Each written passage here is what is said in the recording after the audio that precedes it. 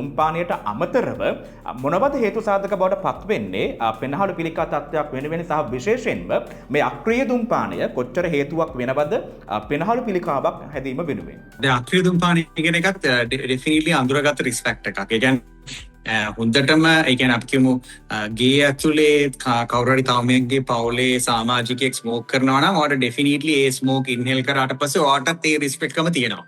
ඒ කියන්නේ obviously අරගාන්ටම cigarette exposure එකක් තියෙන.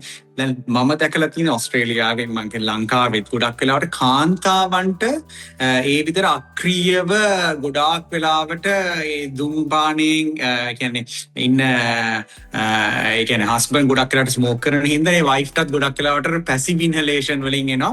ඒක ඇන්සේන ක්‍රමයක්.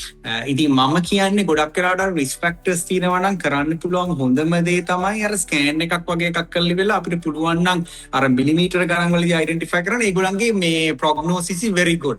අර කියපු කාරෙන්ටම ආපු එන්නේ බර අඩු වෙන ඊට පස්සේ ලේ වමන යන ඒ ගාන වගේ සිම්ප්ටම්ස් එනකොට කෙනෙක් හිටියොත් ගොඩක් වෙලාවට කරගන්න බෑ.